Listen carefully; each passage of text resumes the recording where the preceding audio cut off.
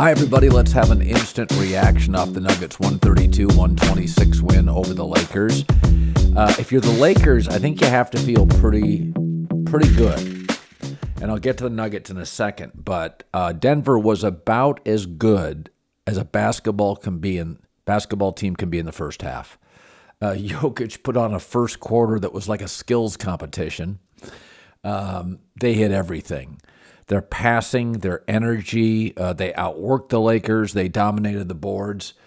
And in the end, after a 37-point first quarter where the Lakers trailed by 12, and then another second quarter where the Lakers were outscored by 6, 35-29, it felt pretty hopeless. But the playoffs are about tweaking. This is the knock on Doc Rivers. He didn't tweak. He didn't adjust. So Darvin Ham, we've talked about this, has done a really good job of adjusting. So they started making some defensive adjustments, put Rui on Jokic, have AD as the help defender. That's something that was obvious. I also thought their effort improved. I also thought Jokic felt like he tired a little bit later in the game. But I think overall, what's really interesting from the box score tonight, if you look at it, field goals, both teams shot 54%. 3-point shooting, both teams shot basically 46%. Excellent. Free throws, Lakers were 23-26. Both teams shot very well from the free throw line.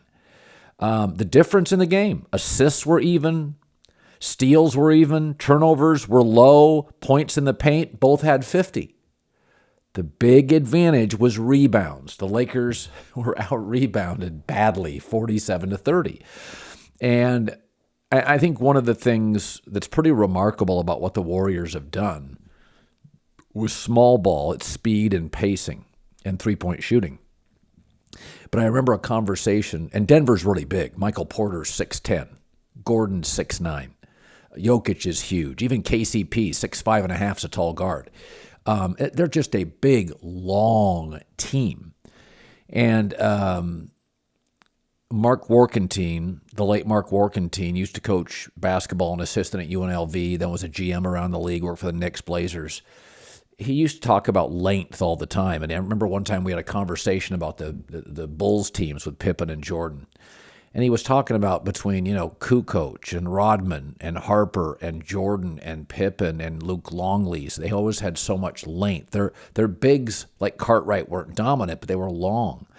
And he said over the course of a game, they would get 5 loose balls, 5 tip passes. And he said if you give those to Michael Jordan on the other end, he shoots 50%, there's your ball game.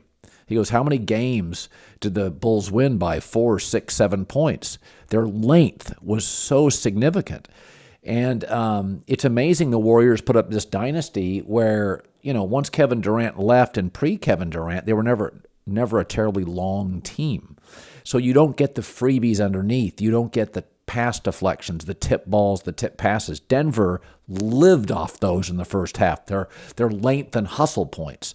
The Nuggets just carved up the Lakers, volleyballing it around, getting second and third chances. And then again, you tighten things up at halftime, and the Lakers played a much better second half. I think they have to feel pretty good considering Denver was a nearly flawless team at home, altitude advantage for Game 1. I think it's going to be a really interesting series. They always say styles make fights in title fights. You can see that why Denver was the number 1 seed. Highly efficient. They don't shoot a ton of threes. When they do, they hit them. I think they had one of the lower number of threes in the NBA this year, but were very efficient. They don't turn the ball over a lot. They get a lot of second chance points because of their length. And length helps them on both ends. So you can see they don't shoot a ton of threes, but Jamal Murray's really good when he does. You can see why Denver's a really good team. Plus the altitude, that's always been, anytime the Nuggets have been good, they've been very good at home. So I think we're going to have a 6-7 game series. I think the quality of basketball on the floor tonight, I mean, the talent, KCP, Jokic, Michael Porter, Gordon, Jamal Murray, Rui had a really good night. Austin Reeves had a couple of big threes late. Anthony Davis really woke up in the second half offensively. LeBron James. It's no coincidence these teams are here. The Lakers and the Nuggets, it's trees against bigger trees. And that was the difference tonight. Those 17 rebounds, second chance points, it felt like a lot of them were in the first half. The Nuggets were playing downhill. But the Lakers, and they do this. When you're very good defensively, you can just make enough stops. You go on a little, Rui gets hot, Reeves gets hot, LeBron hits a couple, Davis gets in his groove, and all of a sudden you're outplayed, and you looked up and you were like, oh, they're down 6. They're down 4. So Lakers can hang around like that. And that's what length and defense and adjusting does. So I thought it was, my takeaway is if Los Angeles would have stolen that game, that would have taken the wind out of Denver's sails. They didn't. Good effort. Denver's earned that number 1 seed. We knew they were big coming in, but when you watch the Warriors' lack of size against the Lakers, and then you watch the Lakers and they look small compared to Denver, it gives you an idea. If you're the Warriors watching this game tonight, saying, "Okay, in the off season, we've got to get bigger." When that small ball first introduced and those players were in their prime, Clay and Steph and Draymond, it was a little faster. They've slowed down a bit. Now they don't have the size and that. Denver's the real deal. Really, really nice win. Okay, I'm going to take a quick break. Come back, thoughts on Victor Wembanyama going to the Spurs. How great have the NBA playoffs been so far? If you live in one of those cities and wanted to go to the games, there is only one place to get tickets: the Game Time app, the fastest growing ticketing app in the U.S. For last minute, amazing deals. They don't stop with the NBA. They do baseball, hockey, concerts, comedy shows too. Download the Game Time app and use the code Colin, COLIN. Get $20 off your first purchase. $20 off first purchase. Terms apply. Again, download the Game Time app. Use the code Colin, COLIN. Last minute tickets, lowest prices, guaranteed. The Game Time app, the fastest growing sports app in the United States. Use the code Colin, COLIN. All right, so the ping pong lottery has the San Antonio Spurs winning. Victor Wembanyama, the French prodigy. Of course, Tony Parker played in France, so there's a huge Spurs fan base in that area. And Victor said afterwards that a lot of people were hoping he went to San Antonio. They were one of the teams with the odds-on favorite, one of the 3 favorites going into the ping pong ball lottery.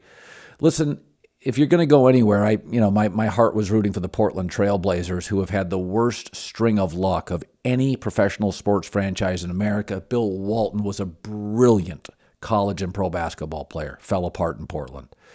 Sam Bowie, a remarkable player with the Kentucky Wildcats, fell apart. Greg Oden, Brandon Roy. Never ends. Portland, it's ironic, their smallest player, Damian Lillard, has been the one that's had the great career, not the big guys.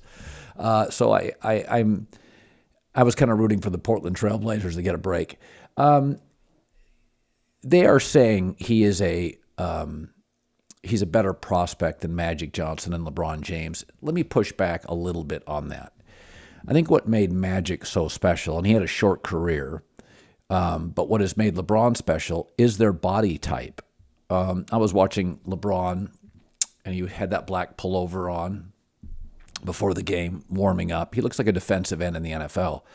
So much of LeBron's success is his body. Not only is he taking care of it, but it's just built to last. I said this about Tom Brady.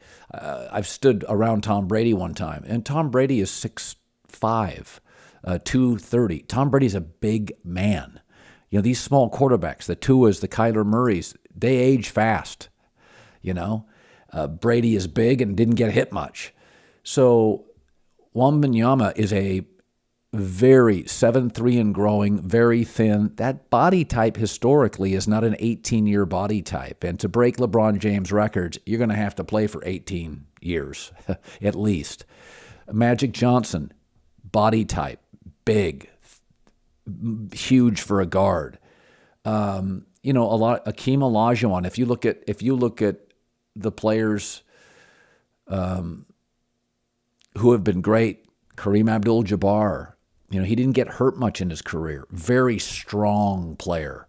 You think of Kareem as thin, kind of angular, very strong player. Good base. I don't know. I look at Victor Wembanyama and I think, he's absolutely offensively gifted. Nobody's ever going to block his shot. He's going to get 20 points a game. He'll get pushed around for the first couple of years, but he's going to score a lot of points very quickly. But that frame, we've seen a lot of really, really good players and putting on weight, and he needs to. It's not always easy. You go from playing internationally at 19 years old to the NBA in an 82-game schedule. You're dropping. You got to play on both ends of the floor in the NBA. Okay, you're getting. They'll come back and score on you. You're dropping 6,000, 7,000, 8,000 calories a night, getting on a plane, too tired to eat, falling asleep, landing late. Guys, rookies hit a wall. I mean, your body's still growing, 18, 19 years old. So, I said this about Chet Holmgren when he went to OKC. I'd put him on like a 58-game schedule. I wouldn't even let him for the first 2 years play 82 games. I'd go like 58 games first year, stay away from most back-to-backs unless they're home. And then I'd go maybe 68 games a year the second year. Then you can let him go. But to go from 36 games at Gonzaga for Chet Holmgren to 82 with that body type, there's no way I'm doing it. There's no way. And he got hurt very quickly. Nobody's to blame on that. But there's going to be so much pressure. He's young. The NBA schedule is daunting. You have to play both ends. He'll be tested because he's being called the greatest player ever, greatest prospect ever. Guys are going to go after him. They're going to go right after him, be overly physical with him. So I'm excited. The thing I think that really is ideal, David Robinson, Tim Duncan, this is not the first rodeo for the Spurs. They've had this kind of prodigy. They've had this great player. This is what they do. Popovich knows what he's doing. He'll be patient. The San Antonio press is not unrealistic. It's not New York, Boston, Philadelphia. The fangs aren't out. Good ownership, excellent front office. So, and they can kind of build the team they want. They got a lot of salary cap room. They can build the team they want. They've let go. They've abandoned other players. So there's no egos, no divas. They're going to build around him on his timeline. So I can't wait to watch it. I mean, I would rather see a young quarterback go to an Andy Reid or a Sean McVay than a defensive coach, right? I would rather see one of these young players go to the Spurs and Greg Popovich than some guy that's going to get run out. I mean, in the last couple of days, it's Monty Williams gone, Doc Rivers gone. This chaos runs the NBA. San Antonio doesn't have a lot of it. And so he's going to a very solid, no chaos, reputable organization with a history of developing players and winning under Greg Popovich, a very strong system. Nice place to live. You can kind of hide in San Antonio. So if he's got to go anywhere, that's the place. Good for him. So big night. Nice win for the Nuggets, who looked the part as a number 1 seed, held on to win. And Victor Wembanyama, who they're calling, Woj said, his sources saying he's the greatest prospect ever. That doesn't mean he'd be the greatest player ever. Michael Jordan was the 3rd pick. Let's take a deep breath. But he will score. I mean, I've talked to a couple scouts. He'll walk into the league and score a lot, really quickly. Cross your fingers on his health. Can't wait to watch it. So much fun. Instant reaction. See you tomorrow on FS1 Premier Radio.